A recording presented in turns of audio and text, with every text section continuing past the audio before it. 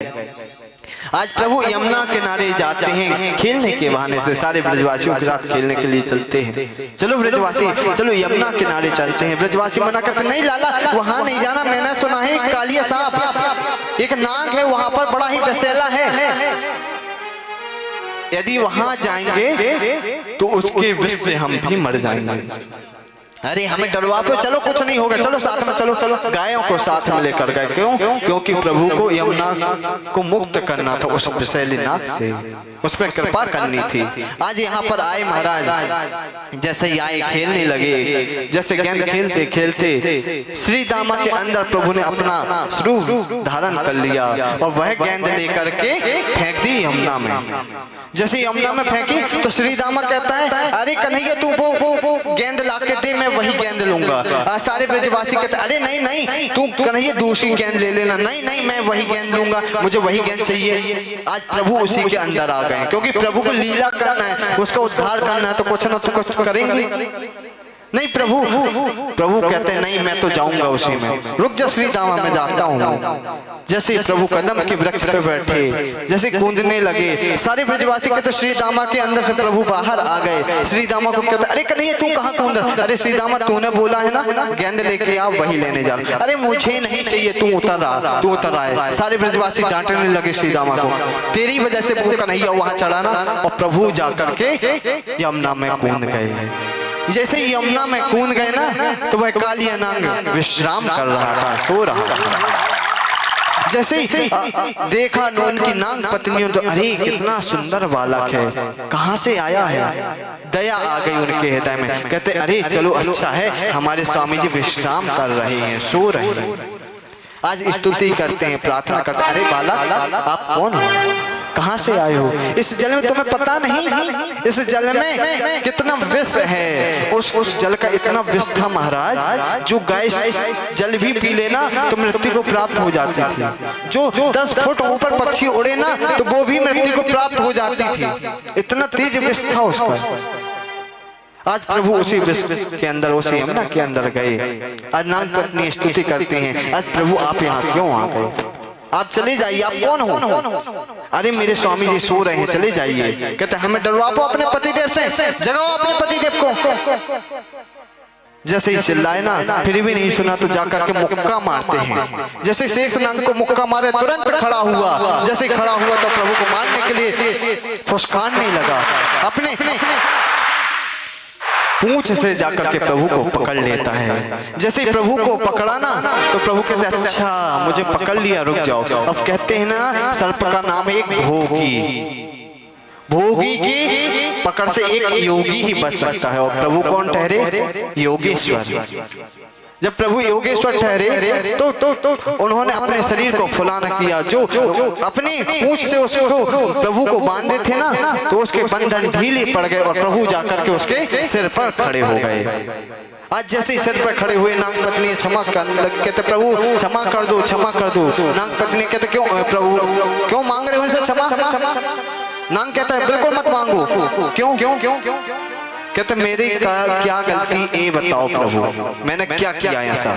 क्यों मुझे दंड दे रहे हो?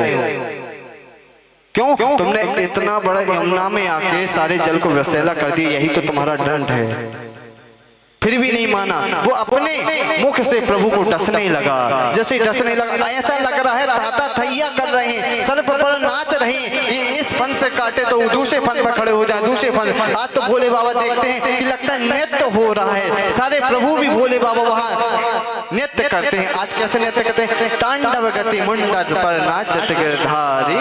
प्रभु ने उसको रक्त रंजस कर दिया। आज इस यहाँ से वहाँ कूद रहे, वहाँ से यहाँ कूद रहे, इस फन से उस फन को। आज नाग पत्नियां प्रार्थना करती हैं महाराज मत डसो, शांत हो जाओ। आज प्रभु जो कहते प्रभु शांत हो गए। जैसे प्रभु कूदने लगे ना तो पुनः डसने के लिए किया। प्रभु कहते नाग पत्नियां तुम तो मना रही हो, आ जाओ शांत हो गए, तुम्हारे पति देव तो अकड़ते जा रहे हैं।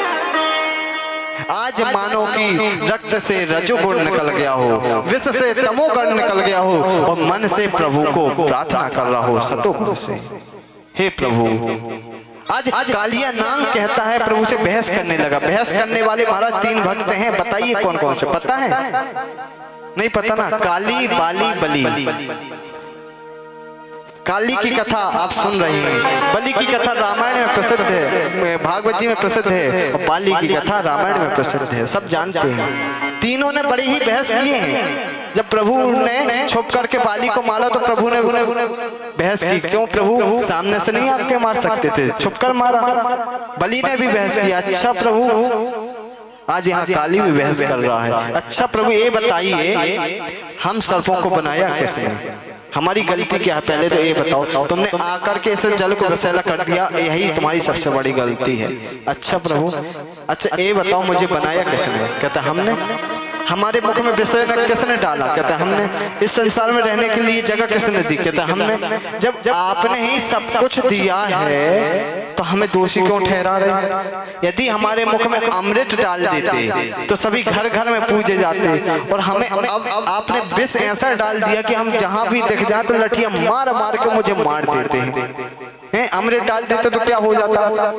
तो प्रभु कहते हैं देखो काली, मैंने तुम्हें बनाया, तुम्हारे मुख में विष डाला, तो तुम्हारे लिए रहने के लिए मन्नत भी तो दिया है, वहां जाकर रहो, वहां जाकर रहो।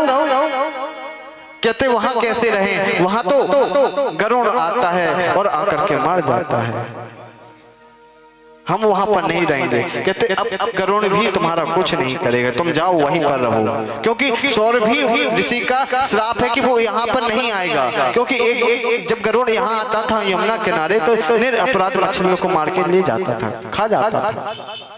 तो एक दिन सौरभी ऋषि ने देखा कि एक मछली रो रही, उससे पूछा क्या हुआ, कहता है गरुड़ आता है हम लोगों को खा के चला जाता है। उन्होंने कहा अच्छा तभी गरुड़ आया खाने के लिए। तो सौरभी ऋषि ने कहा कि यदि तुम यहाँ पर मछलियों को खाए तो मैं श्राप देता हूँ कि तुम तुरंत क्षण ही मर जाओगे, इसलिए वह गरुड़ यहाँ पर नहीं आता था, इसीलिए मैं जान बचाने के लिए यहाँ पर आ गया। प्रभु कहते जाओ तुम वहीं पर रहो, तुम्हारा गरुड़ अब कुछ नहीं कर पाएगा, तुमको तो और प्रणाम करेगा। आज काली नाग पर प्रभु खड़े हुए, जैसे खड़े हुए तो वहां पर ब्रजवासी सभी को बता दिए आज कन्हैया ने यमुना में कूद गया है मैया के। जैसे प्रभु कूदे थे ना तो धक्का लगा, दाऊ भैया से कहते कन्हैया, दाऊ कन्हैया के साथ तू नहीं गया ना, मुझे डर लगता था, आज वही हुआ, चल कहीं ना कहीं गए होंगे। आज वो भी आके देखे, सारे घेरा लगाकर बैठे हुए हैं ब्रजवासी, अरे कन्हैया यमुना में कूद गया। जैसे ही प्रभु शेष नाग पर ऊपर बाहर आए, काली नाग पर,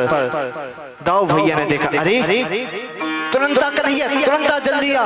प्रभु जैसे ही आए सबसे प्रथम दाऊ भैया ने आलिंगन किया, क्यों, इसलिए 101 फन के नाग का 1001 फन वाला ही जहर उतार सकता है।